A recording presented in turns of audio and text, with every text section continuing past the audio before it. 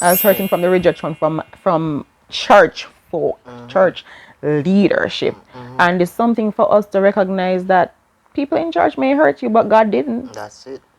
That's a word right there. God didn't hurt you. That's a And I word. never stopped going to church because my parents would call, "Did you go to church today?" Mama would reach to the point, "What did they preach?" So you know you better go. Yeah. I have to sit down and listen You because better listen. yeah, I hear. You know, Yeah. and that type of thing. And I remember one Sabbath, I went to a party one Friday night too. One that I was never supposed to go, but I went. And I remember the Sabbath morning, I pulled myself to church. And when I went to church and we were singing that Sabbath, and there was alcohol on my breath. Mm. Because I came in from the party like maybe 4 o'clock. Oh. And I could not sing because the alcohol was coming off my breath. And I was like, come on, Lati, when did you reach here? It may be 2 parties per year or one per year. It's a staff party. You know, it's that staff party still had things there that was inappropriate for For me. you. I wasn't going to show up and then I left. Because if I'm going to do something, I'm going to do it. That's just how I am. And I was like, when did I reach here? You know, this was Yeah. not my mom is God anymore. This is not my parents God anymore. This was no God saying to me, come on, this is Yeah. this is not you. This is not you. And you knowing that background where you're coming from, you were grown up in such a Christian minded background, so you know what is right from what is wrong. Yes. You understand? Yes. And that's another thing, because we as God children, we know exactly when it is that too much or too far is Yeah, too you far. feel it. There's You'll something feel that it. you feel like You feel it. this But is not it. sometimes we just want to wallow in what the world have to offer. But we know and we understand that when we take that step too far, we are going to go into places where, as the persons were seeing, they were thinking that, the partner they had was the one that is taking you to backslide, etc. Yeah, but it wasn't him. But it It wasn't. really wasn't him at all. It was pretty much your own desire. You wanted to do what you Right, wanted. and not having a solid relationship with God that had me swaying, and still at the time it was still God's doing for me to have met him instead of another guy who could have allowed me to just do whatever, and it would have been much worse. Yeah. You know, Because he could have he actually manipulated you. came. He could have manipulated me, and of course it wasn't an innocent relationship, but he actually came to church with me. Look at that. Yes. Because you said he wasn't an Adventist. He wasn't an Adventist, he wasn't a Christian at all. He was from a Christian background. Family members were raised Christians, were active Christian, mother Pentecostal, apostolic, family members, Methodists, such. So they were Christian, church-going people, and they also had rules that they required persons in their family to adhere to. So for him, even though he was someone that went to parties, he was someone who was exposed to God, exposed to church, and had his thoughts, and always said to me, boy Lati, there's no way even though I'm going to party, I would want to marry a girl that I'm going to be in the party with. That's not the life that he saw for himself. He always said it. And I'm like, but I don't understand, but you're going to the party. He's like, no, that's not who I want. He said, my wife should not be in the party with me. Mother of my child should not be dancing and bending over in front of any man or anything. I'm like, you're weird. You're weird. But I suppose, and that's the guys in the world can maybe relate. Some of them really don't want a party girl. They want somebody that they can, come home to, I suppose. But I mean, it causes his problems too. But yes, that was what he felt at the time, and that was what he said. Yeah. But and you say a while ago, say a man like him pretty much don't want his woman to be in a party with him, nor have his children having a mother like right, that. right. You at that time were you thinking of what it would be like if I have a child, how would I be able to have a child, grow them up in a way so that they don't do these things? You ever thought of that? To go that route? I mean, before we got married, I was not grounded spiritually as I should have been. I wasn't. Yes, there were some things that I knew, and my parents raised me well, I believe. So to the average person, I was solid. But as I've grown over the years, I recognize that I wasn't as solid. And if I was, there are certain things I would not have done and desired, but I did because I wasn't. So before we got married, I did have some conversations about what it is I expect, what it is he expected. And I understood that marrying someone that wasn't a Christian, not a Seventh-day Adventist, would have had to come to some compromise. The reality for me, it's as if I already backslid anyway. Exactly. So I was going to church.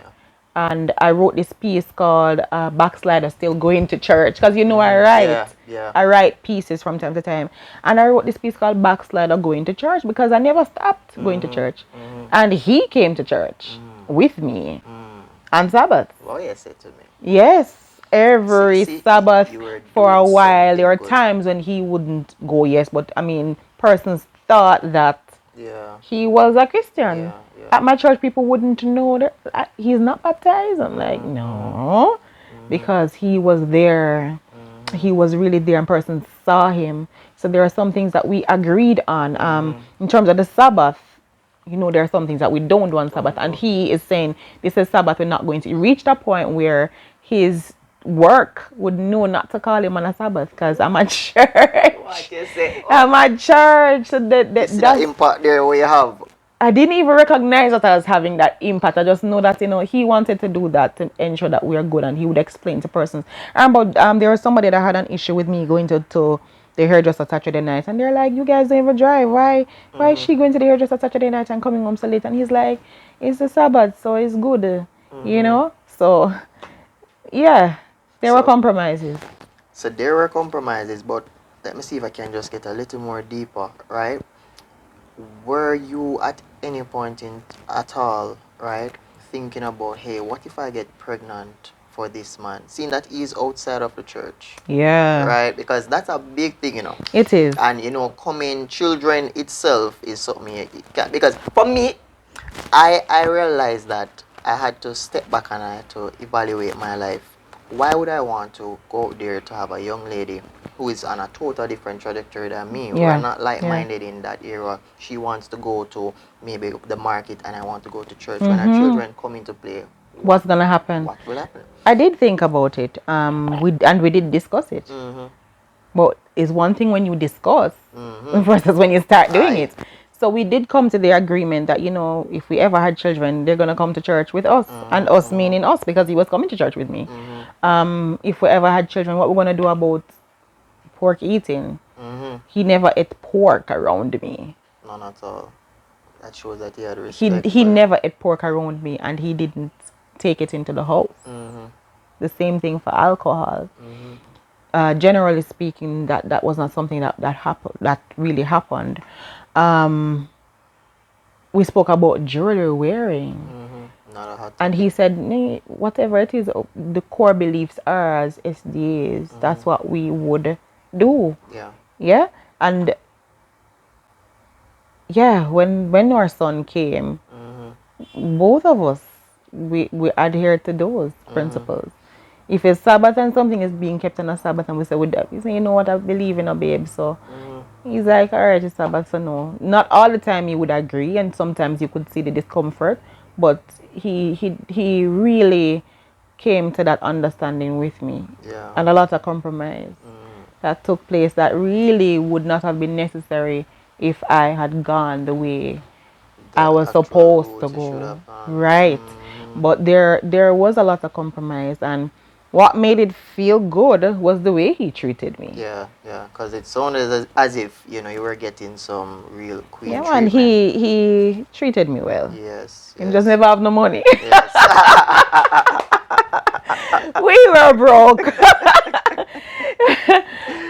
We stopped talking like that. We're not pro. We're not talking like that anymore. But I mean, the reality is we didn't, none of us were from homes that we had a legacy of wealth and exposure to that. We were from humble beginnings. He was going to school. Maybe I was further along than him because I acquired a degree at the time, and he didn't just yet, but he was still going to school. And he treated me well. I mean, there are church women that would say to me, hey, that guy's a good guy now. Don't let go of him, you know. I'm like, thanks. I'm like, God, thank you, because I didn't do what's right. Mercy. But still, Mercy. you allow me to get some queen treatment. I did. There were issues in the marriage. But I did get some really good treatment. He treated me well. Well. And father, he is a really good father. Really good father. And there were moments when I really just stopped and told God, thank you for what you did for me. Yeah? Because I remember our son being admitted in the hospital twice. And he said, Lati, you know, I manage this, you know. We work together. He said, you know, go home. Go get some rest. Come in the day. I do the night shift. You do the day shift. And he would do that. And he was also influential because there were no males on the ward, just females with their children. Yeah. And they're like, oh, you get to go home. You know, how you get to go home. And the men started stepping up because they're like, whoa, it's gonna make me look bad now. Because I'm traipsing during the day looking all fresh enough. With food, breakfast, lunch, and dinner for the most part for my son and for him. And then he's doing the night. And then I saw other men stepping up. At least 3 men were on the ward both times. By the time we were supposed to finish the time that our son was in the hospital. So he was very supportive. I mean, even in corporate, many of the awards that I got in corporate was because he took that reign and gave me a lot of support. He would take the baby from my sister, which was my mom, go home, get the baby. We would communicate. I'm still working sometimes 10 in the night, 11 in the night, and he would come for me with the baby sleeping. So many of the accolades and the awards that I was able to get was because of the support from him. So that felt good. And it sound like a plan. And it sounded as if he was there as a backbone support. Yeah, man. As I mentioned, there were always issues, but he was supportive. He was there. Yeah. So I hear, because the son came now, right? And he's there. You got the support from him. But was there ever like a moment where it felt as if everything was tumbling down, like a traumatic moment that both you had to undergo together? You know, because I know with everything sounding dandy and nice, like you just told me, there must have been a storm, a moment where you were going through the valley and the mountain, right? Share with me one of those moments that you would have had. So I don't think it would do justice for me to share with you one, because although that was happening and he was supportive and was there was something about our relationship that just made something, the kingdom of darkness, feel threatened. There was something about what our marriage represented that caused havoc somewhere. We went through a whole lot of challenges. So what until the time we separated, because we are separated, until that time that major situation happened that led us to be separated, we had a lot of things going on. But it's just that we were always together. Yeah. I see. So in total, what would happen with my son, when I found out I was pregnant with my son, I became so scared, because I'm like, I don't know how to pray the way my mother knows how to pray. Kind of mother am I gonna be? It wasn't about the money, even though we weren't rich or wealthy, but we know Pitney have to eat. So you know the child will be fine, and we were working parents, so you would be good. But it was just 9 months after we got married that I got pregnant. So, fine, I'm not pregnant. My worst fear was I don't know how to pray. Like, oh my God. I could always call home and say, Mommy, pray about this, or Daddy, pray about this. I didn't know. And I cried and I said, Lord, you have to teach me how to pray. Because this child can't come and I don't know anything more than our father and just the normal. There wasn't a solid relationship. And so I went to God about that, and the Lord just allowed some stuff to happen. I found out I was pregnant in February, and by March I was miscarrying with my son. Wow. And I remember, this is gonna be gruesome, but I'm gonna just share with you. I remember coming through the door. I called him to say, I'm not feeling well, I'm going to the doctor. And he said, what's happening? And I said, I'm bleeding. Being pregnant and bleeding is not, that's not happening. And I remember him, I think he was in Mandeville at the time, and he said, I'm gonna come back to Kingston. And he drove back to Kingston, came to the hospital for me, and by the time we did the ultrasound and they said the baby is still in there, and I went through the door. At the time we entered, and then there was the kitchen on the left. I remember feeling like a grapefruit size something just fell. I'm like, what's that? This is my first child, so I don't know anything about these things. And I just feel like this is the baby. I remember screaming and saying, the baby, the baby, the baby. And he took me to the bathroom, saw the blood. And I was just screaming, the baby, the baby, the baby. And I remember him driving back to the hospital, and nobody wanted to touch me at the hospital because this is strange. The cervix is closed, blood, what's happening? And they paged my doctor, and he came and he said, the baby is still inside.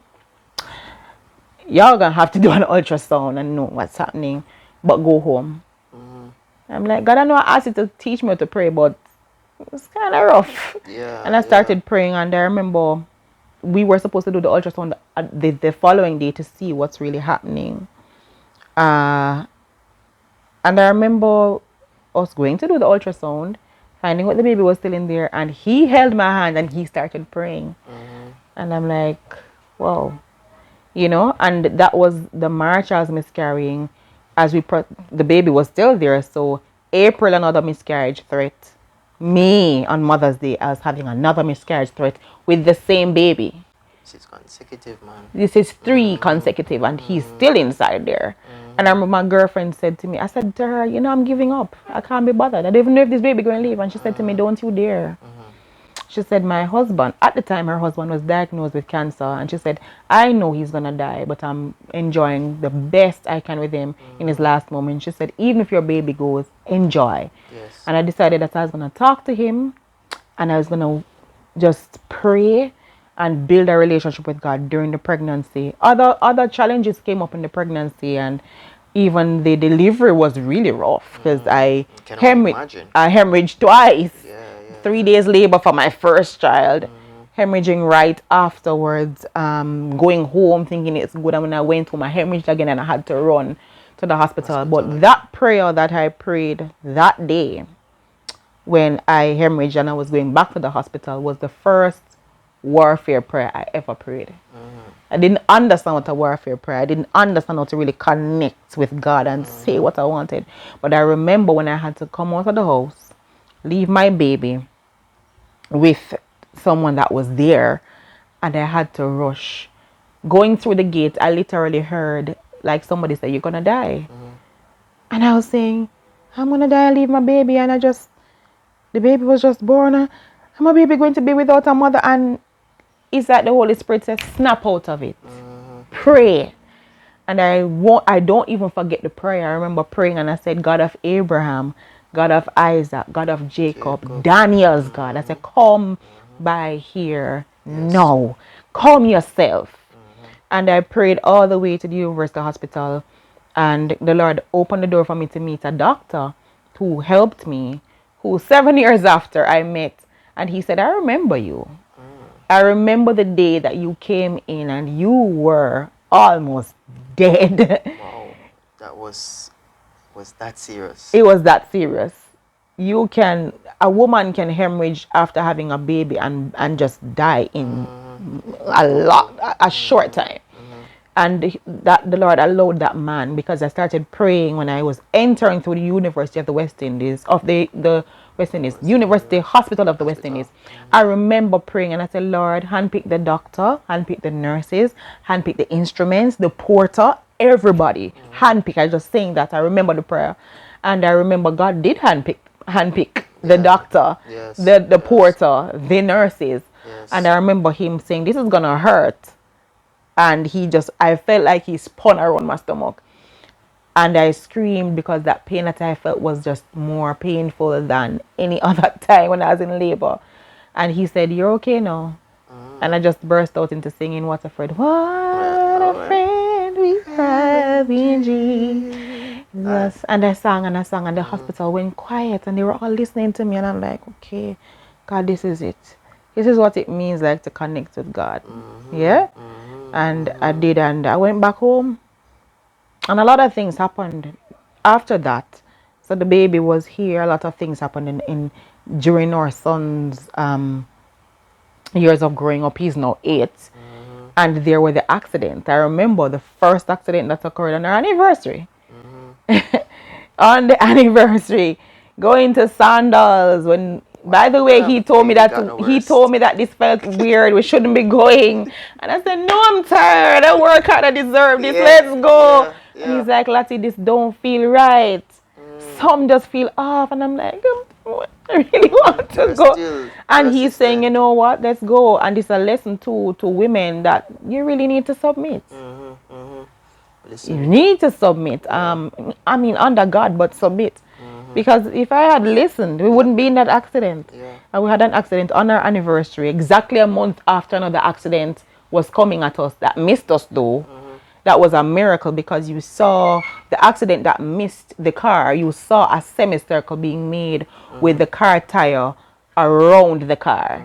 Literally, you could see the tire marks going around the vehicle that had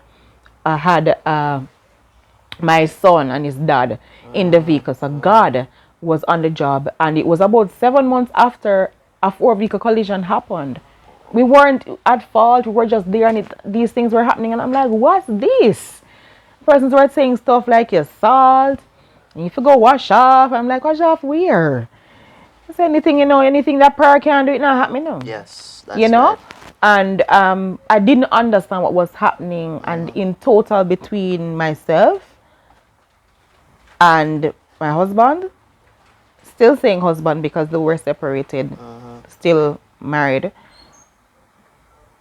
even though the accidents occurred, it was either us together or us apart. In total, it was 7 accidents. Wow. So I started praying all the time. People were laughing at me and joking and saying stuff like, let it pray even when she go and drink water. But I mean, I prayed out of fear initially, and not out of faith. Out of faith. Yeah. Boy, I remember you shared one of the stories with me. I think it was the one where you basically missed, I think 2 of them. The first one and one where you basically missed that accident where the wheel was spinning. And I was saying it's only the coverage of God, you know what I mean? And as you mentioned, you were able to also learn how to pray that warrior fighter prayer. Yeah. And it wasn't no more fenke, anything that was just there as a regular prayer anymore. Yeah. It was now something where you could connect with God. And you mentioned a few things where, you said that listening, submitting to your husband. A lot of times we have various experiences in life when we're told, don't do this, or let us hold off. We still want to do it. And so you had to go through in all 7 or approximately 7 accidents, which you are here alive and well God to is share good. this story. I mean, it is, God is extremely good, man. Yes. And it's nothing for us to take lightly, because there are so many persons that had 1 accident. And that's it. That's it. That's it. That's it. But I'm really happy that your life is spared, both your child and, your husband, and it is a case where sometimes we don't know what the future holds. Yes. But we should keep our eyes firm and on God, you know, because most times you even said that you reached a point where you say, hey, you can't bother no more. You know, Yes. those miscarriages, those were something that when you said it, I was like, hey, man, I just give up on life already if me a woman. You know what I mean? I give up on life a long What I time. mean, I'm a You fighter. understand? I'm a But fighter naturally, so. you are a fighter, and that is a spirit that we should have. Not everybody has the same fighter mentality and spirit, but once it is that you say, you know, I'm an overcomer, you are going to overcome, you know. So that was really a message right there. Yeah. I mean, you really came a far way. But right now, though, I mean, what's the feeling like at this point in time before the marriage as well? Is it that you had like persons who were like pressuring you into the marriage? You felt like you had people in the church saying, hey, go get married, you know? No. Nothing of that was there. So you weren't thinking that, okay, you know, why people come tell me if I get married, I'm gonna get No. married now, and this is all what happened to me. No. Nothing of that sort. It wasn't like that at all. I mean, there are persons who are constantly pressuring and saying you should get married, but not necessarily to me. It wasn't because of pressure from church folk that I decided to do that. It was just on our own initiative. He Yes, just yes. came one January and he asked, he proposed. Propose. And I said, yeah, sure. Yeah. Because things were going good. None of these things were happening when we were engaged, you know. And as I mentioned before, he would come to church. Yes. So this looks good. Yes. It looks up. And from my track record of dating guys in the church who broke up with me because I'm not having sex with them, or, you know, because the Sad. mother and think that I wasn't physically the one. And there were good experiences too with guys in the church that the reality is not, oh, there are some awesome Adventist guys, there are some Yes. awesome Christian guys, but I didn't have such a good experience. And so for someone who's not a Christian and he was treating me that well, I'm like, you know, the stability, the financial stability will come, but this is something that's rare to me. Yes. And I said, okay, fine. And my parents saw it. They didn't like that I was maybe not just not going down that trajectory. But he treats you well. All right. Okay. Yeah. Don't like it, but Yeah. okay. It's like a, you know, Right? go ahead. But Leeway. for me, knowing what I know now, understanding what I understand now, when there's purpose on something, whether it's together or apart, the enemy is going to go at it. He will. He'll go at it. And I know separate and apart, as I mentioned, we are separated now. And separate and apart from us when we were together, that we did really good things together. We had a very profound effect on persons together. Separated, he has a calling on his life and I do. Yeah. And that was something that I had to grow into. I had to grow into that. I initially found out that this would have been, what, 3 years ago? I was at home and I was just feeling strange because I stopped hearing babe. I was now being called Latoya. This is getting deep. I'm like, why am I not babe anymore? He would stop wanting to come to church. There were just arguments that just didn't make sense.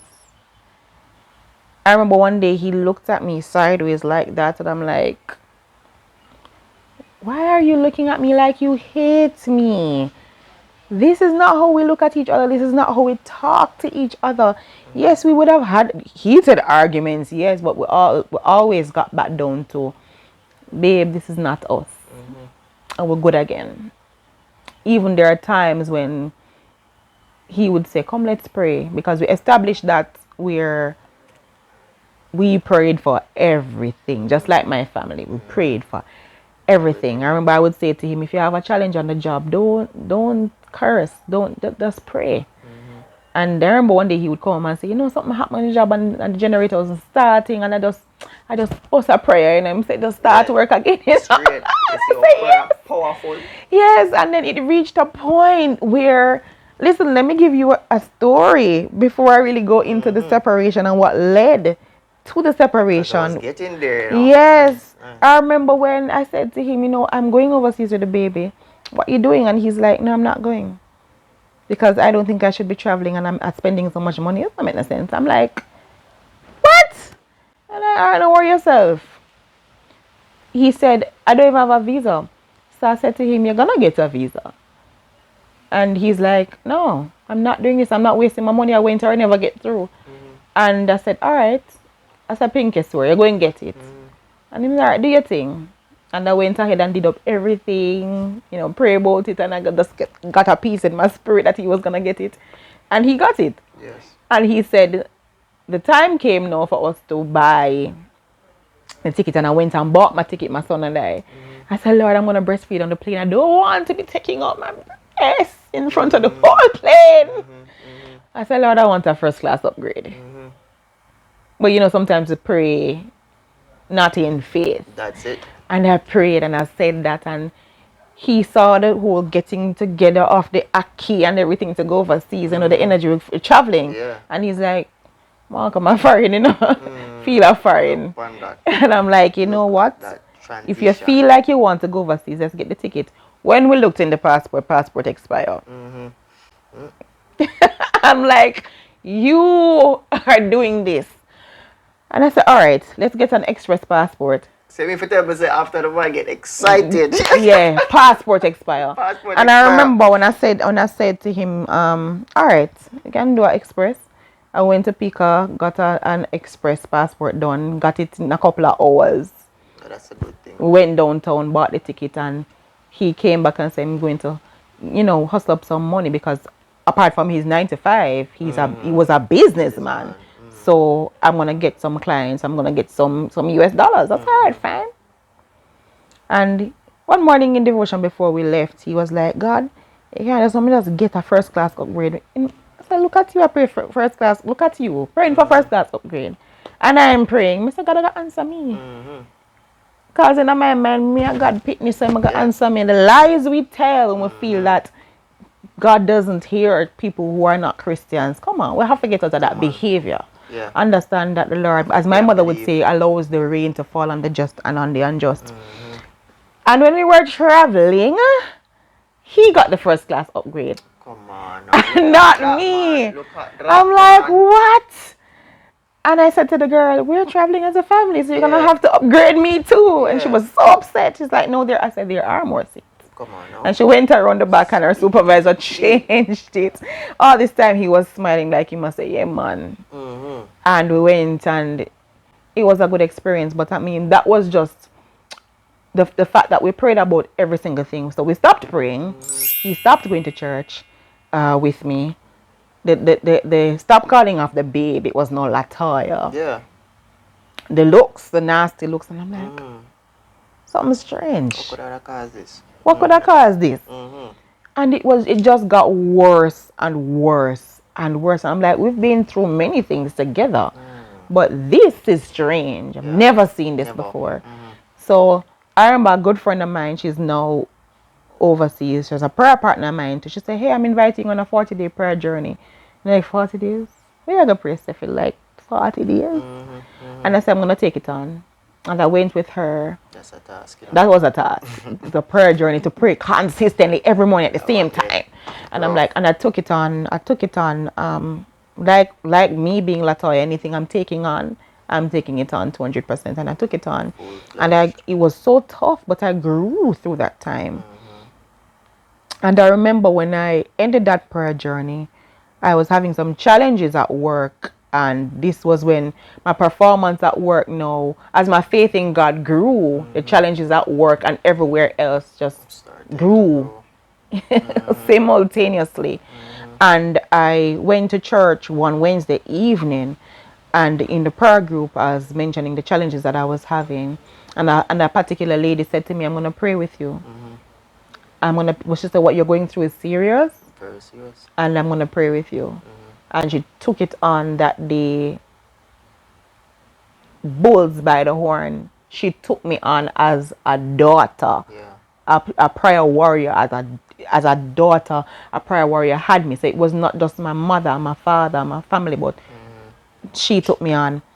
And I remember I went on fasting because I said, God, something is wrong in my house. I'm doing everything. I'm supporting my husband. I'm loving him. Yes, there are challenges, and yes, I can be stubborn.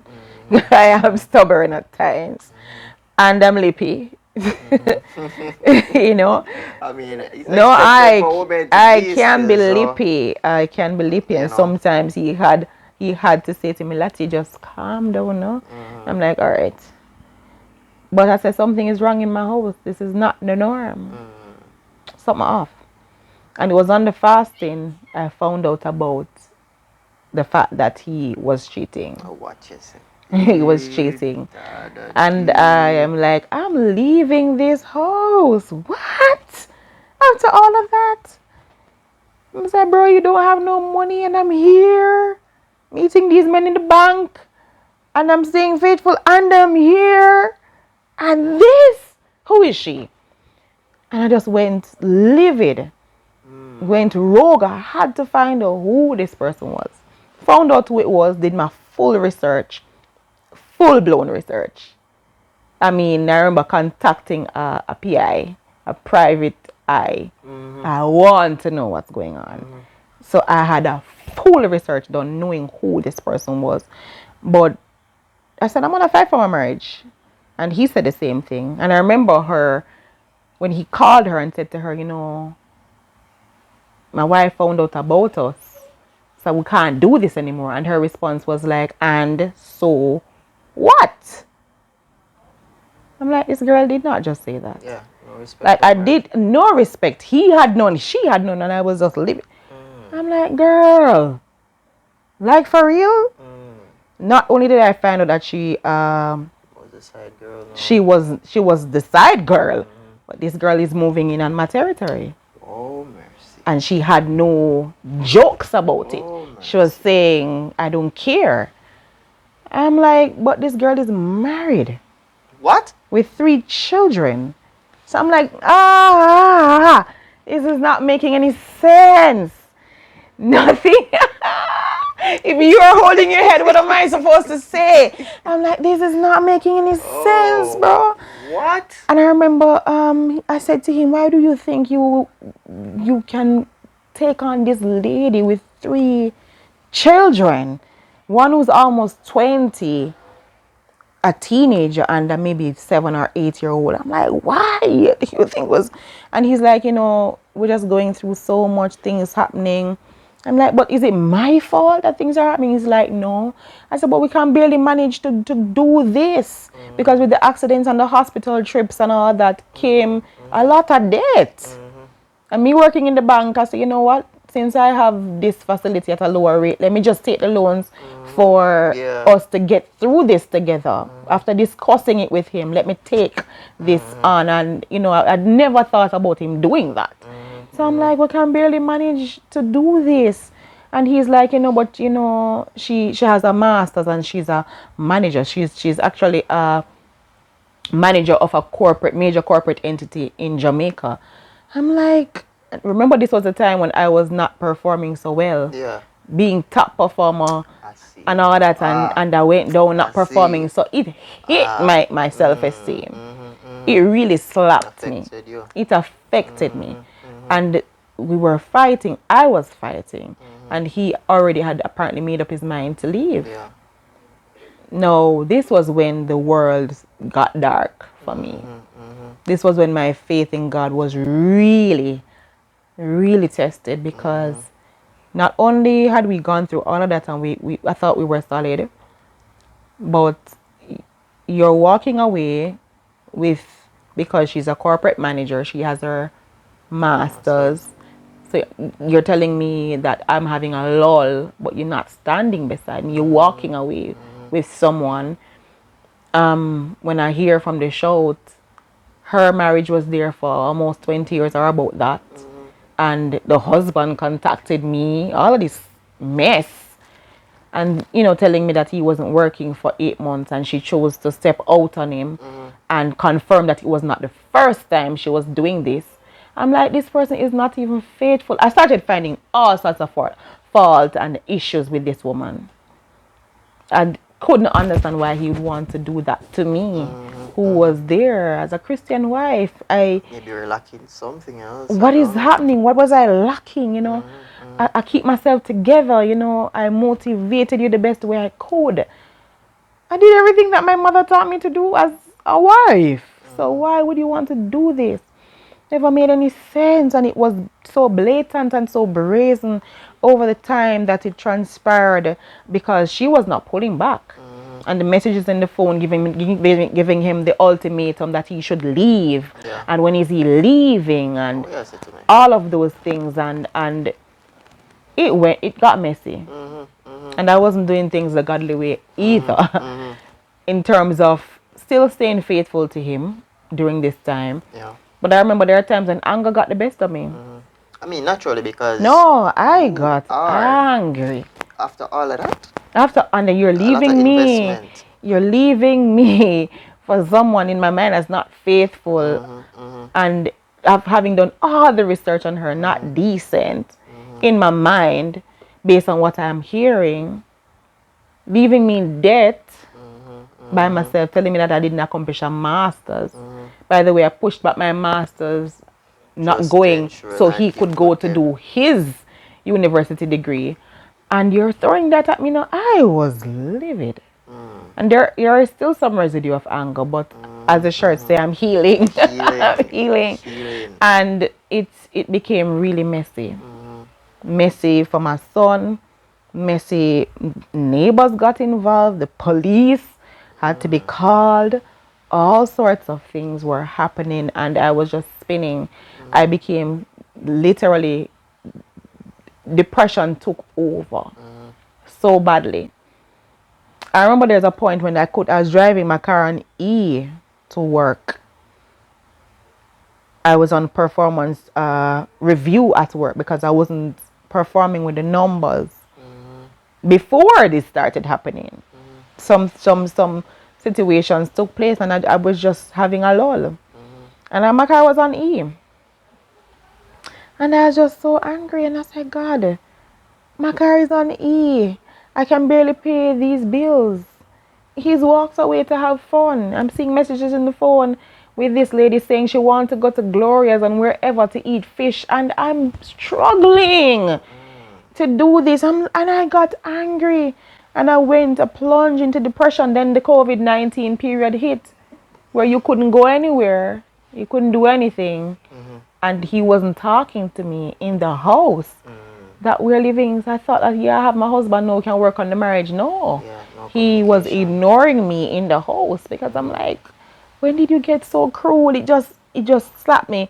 And I remember one day I was driving, and I just felt like, I can't do this. I went home the night, and he came home late, smelling like the woman, like literally, like a woman, if you get what I'm saying. I'm like, you come in here smelling like this woman. Raw. It was clear that y'all did not go to a hotel. Somewhere on the road. Something happened, because I'm smelling everything, And I remember all of that, and I remember the night at 2 o'clock I drove out in my car with the car on E. No gas in the car, and I heard a voice saying, why don't just end it? End it. Said, no, you're not going to do that. I thought about it. Because, as I said, when you're grounded, you're not grounded, there are some things that you don't process. My parents were disappointed, because I'm from a family of persons who are married, and they keep their marriages for a long time. Or if they're not married, they stay with their children and stuff. But I was the youth leader at church. I was the persons were looking up to. My marriage had failed. I'd accomplished nothing the way I wanted it to. This man was walking away with someone who was seemingly more accomplished than me. My child is angry with me. He's saying, Mommy, you caused this to happen, because in his mind, his dad is not there as he used to be. So he's blaming everything was I didn't have the support that I really wanted to get as much. Friends were there, prayer partners were there, but I felt the weight of the world just coming in on me. And I said, maybe if this ends, it would be good. But I remember the voice saying to me, turn the car around and go back home. What was hurtful? The girl's husband called me the day after and said to me, the only reason your husband is not leaving is because you're suicidal. I'm like, I thought this was being kept between us, and then now this girl is hearing about this. And I went into depression. My face sank into holes. My hair started falling out. Nothing looked the same. But God turned it around. I said, God, you can't have me looking like this. I'm a beautiful girl. By your standards, I am. Can't look like this. I said, God, fix this. Fix me. I'm bearing everything to you. Whether or not this man stays or he goes, God, I'm yours. Yeah. I'm here. The Lord brought me into Isaiah 41, and he said to me, since thou was precious in thy sight, in my sight, I will kill nations for you and give people for your life. And I looked at the word precious, and I said, not only was I precious to my dad, my earthly dad, my biological father, but God is saying to me, you're precious to me. Yep. And the Lord said to me, who are you? What does your name mean? I'm like, huh? And I went and I researched my name means Latoya, the victorious one. And Patricia means noble woman. Even know that. Yes. And I'm like, whoa. And the Lord said, who are you? If you were never a wife, would you be precious? If you were never a mother, would you be precious? And this is for women who feel like you need to be defined by whether you're a good wife or not, whether you have children or not.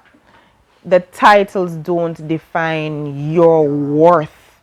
You are worth so much more, whether you are all of these things. And I had to redefine who I am to go through all that I was about to go through. Because there would be severe warfare and spiritual attack on my mind constantly.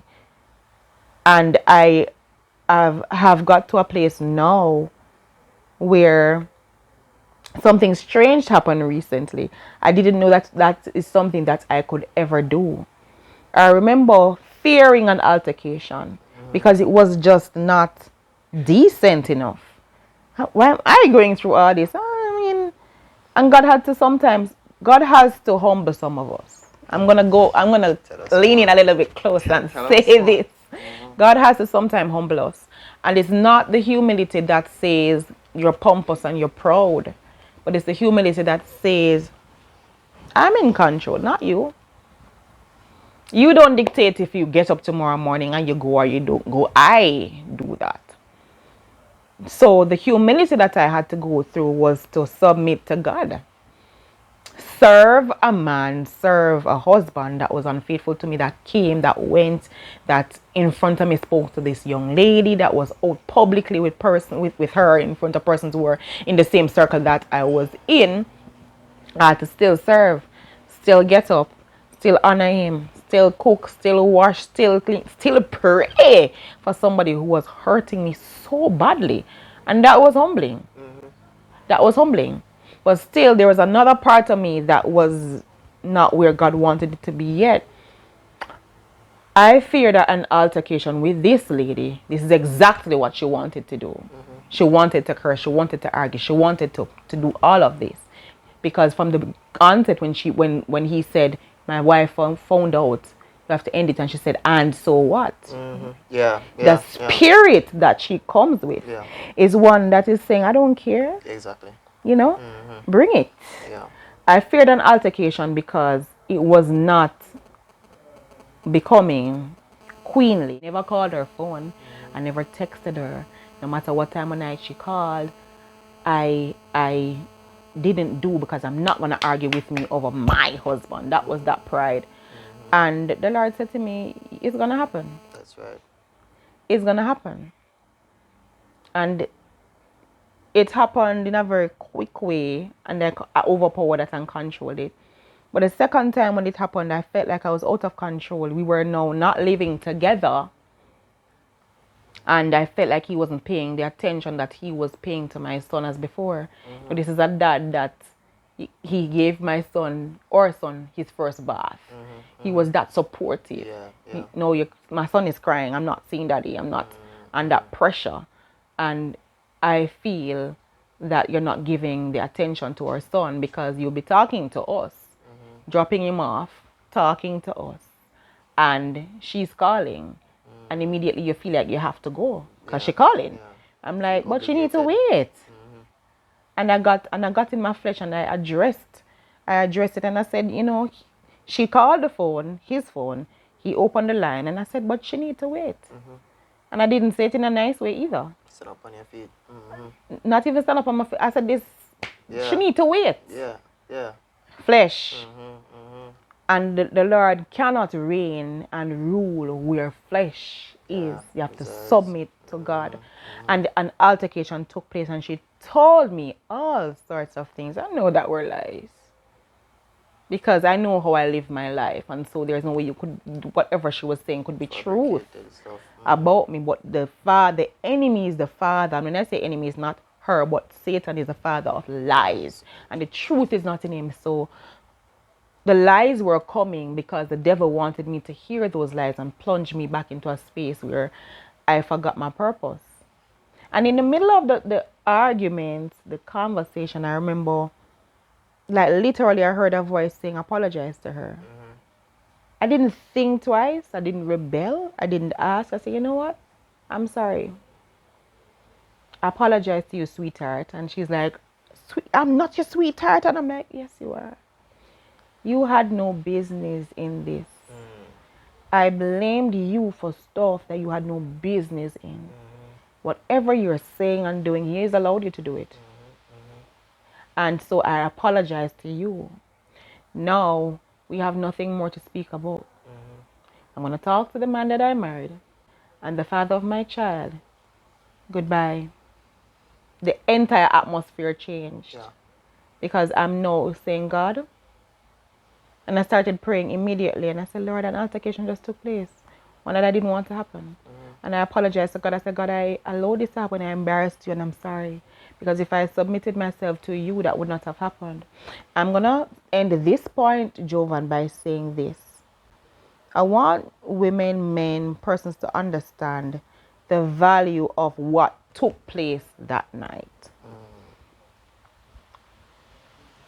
Women, if you have a king, a man that you want to marry, he first needs to prove to you that he is worthy of marrying you. And you need to prove to him that you're worthy of marrying him. Now, if you have to argue with another woman, with his mother, with his relatives, with friends, whomever, about your position, that cannot be them. It has to be him. God called him to be a covering. And sometimes we don't recognize that our covering needs to be someone who's capable of being our covering. Because we didn't know. I didn't know. Though my parents have been married for over 40 years, I didn't understand the concept of having a covering. A priest. Someone who protected and still would protect me. And so rather than addressing the fact that the problem had to be either with me or with him, I deflected to someone who was a facilitator.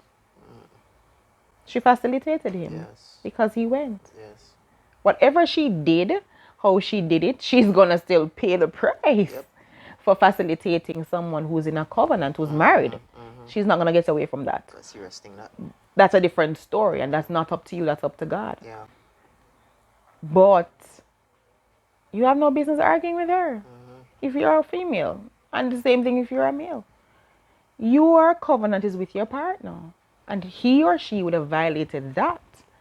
Now, this man ceased to become my covering, my protection, my king. He wasn't operating in the way that he understood the value that I brought to his life. And I know I bring to his life. And so he allowed this to happen. And for me to go at someone who was just facilitating, I had to apologize. I was way out of line. I was way out of line. And some of you may not agree with me, but guess what? It is so. You know, that's a mouthful. Like, I'm just here and I'm saying to myself, like, having to go through so much. How are you able to even sit here?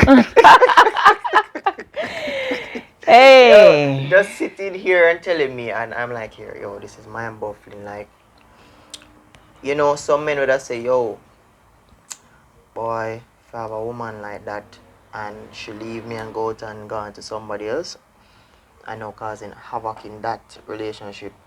I lick down the girl, you know. Some Yeah. other men would have be like, boy, you know, say, I kill that already. Yeah. You know. Yeah. And on the flip side, for women like you in your situation, some women would have gone mad already. You know, they may be in some rehab center. They may be in a jail because they would have maybe reacted to it in such a way that it's violent. You know, no, there is the violent side of me, but I am a child of God first. There is a side of me that will go at you, but I'm a child of God first, and that has to govern everything. So you're asking me how I'd handle? Yeah. How have I been handling? I mean, how did you even handle all that? Like, I'm sure too that you, after having all of that, you're not at the same place. No, you would have basically moved out of that, and you mentioned that you weren't even performing properly at the institution you were at. But coming out of everything, handling that, where are you now? And also, how is it in the corporate world, in the business world? How is it right now For me, for you? I'm gonna say that I didn't always handle it very well. I'm gonna say that had it not been for the grace of God, I would have gone mad. Insanity was knocking at my door. There were times when I would hold my head and I would cry and say, my head is burning me. But I always got down to praying. So prayer, having that relationship with God, very important. having support, strong support, Christian support, people who are children of God. I don't mean somebody that's a church goer. I mean someone who can say, Latoya, you are wrong, but I have you. Criticism. I have you. Latoya, this hurts, but I have you. Come, let us pray. Or somebody that's going to hold you and not say anything. Just sing. I remember one night I went to a prayer meeting one Friday night because that I had to build a rhythm where I would go places to feed my spirit because the temper and the rage and the anger would take over. It would take over. It's not easy to see your spouse beside you talking to another woman or another man. Can never be. I'm telling you to get up from beside them because I want to talk. Can never be. It's not easy. And this is not how you were before. Yeah. And people are saying, why you didn't leave? Because I'm still fighting. I'm still praying and I'm still waiting on God to tell me when to walk. Because I stepped into this without asking God, should I do this? I dare not move unless God said to me, it's time to go. So I was waiting on that. And I remember I went to this prayer meeting one Friday night. And the only thing that my friend, my sister, did was just she held me and she sang constantly. She just sang. There were no words, there was no prayer, there was nothing that could soothe me but that. And so how I've handled it over the time is to stay around a focused set of persons who are reminding me what God wants for me. Asking the Lord to raise up new help all around the world. That's right. And listening to them. People would hear me telling my story all the time. I say, oh my God, but they're listening.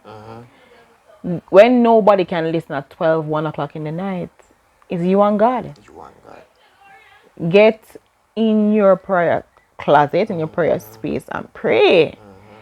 And there's something that you haven't touched, but I'm going to oblige you and say it. it's been tough because somehow there were always men who were there in the marriage coming in the marriage. But thought the things. There were always men who were there in the marriage saying,